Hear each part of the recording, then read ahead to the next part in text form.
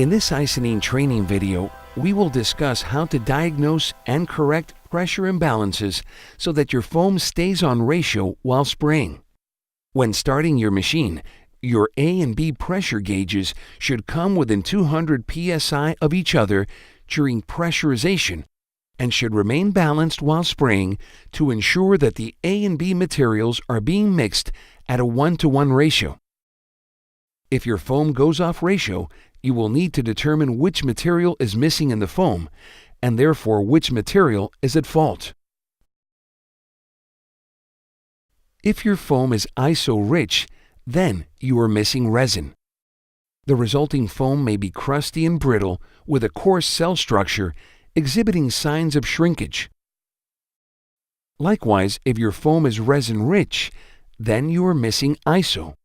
The resulting foam may be soft and sticky, slow to cure, and exhibit signs of shrinkage. Next, we will determine whether we have a starvation or restriction issue by checking the pressure gauge of the fault material.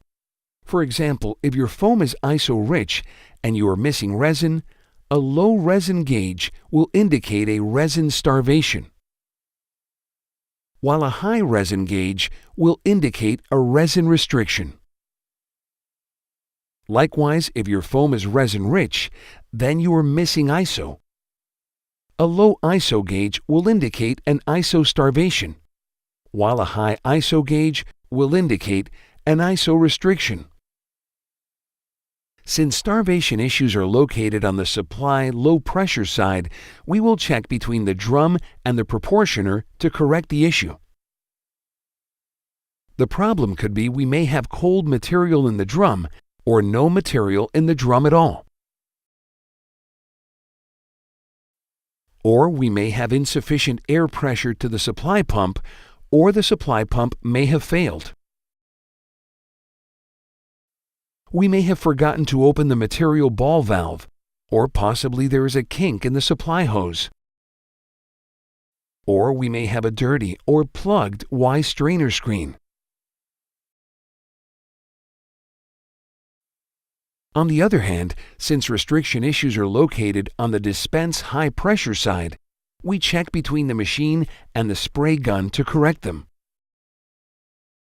The problem could be a dirty or plugged spray gun filter screen,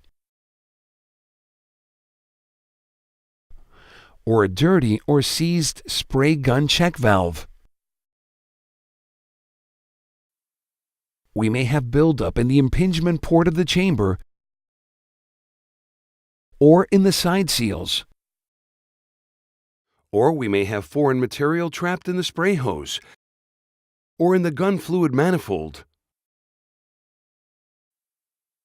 Diagnosing and troubleshooting pressure imbalances in this way will get you back to spraying isonine foams at their best quality quicker so that you can be more efficient and more profitable.